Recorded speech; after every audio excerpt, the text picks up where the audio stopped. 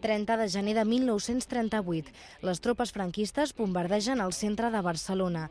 L'atac aeri provoca l'esfondrament del soterrani de l'església de Sant Felip de Neri, usat com a refugi. El resultat, 42 morts, la majoria d'ells nens. El refugio era aquí debajo del convento, un refugio que no fue construido como refugio de guerra, sino era como el sótano de la sacristía. Pero por el hecho mismo de que no fue construido como refugio de guerra, pues no sostuvo el impacto de la bomba y fue cuando murieron tots els niños que estaven ahí. 70 anys després, poques coses recorden ja la tragèdia, almenys aparentment.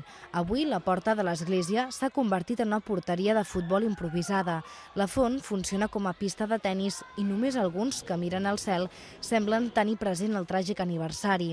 Però si un mira de prop, apareixen les cicatrius d'aquell episodi. A partir de estas marcas, a partir de este lugar de memoria, también se construyen algunas leyendas, a veces erróneas, como que hubo fusilamientos, y aquí no hubo ningún fusilamiento, sino que son marcas de metralla. El de Felip Neri va ser només un dels 385 bombardeigs que van caure sobre Barcelona durant la Guerra Civil Espanyola. A Catalunya van morir 7.500 persones, només a causa de les bombes. Era una nova estratègia del règim, el bombardeig per saturació que buscava atemorir els ciutadans. Fins a aquell moment, qui patia fonamentalment les causes d'un conflicte bèl·lic eren els soldats que estaven al front.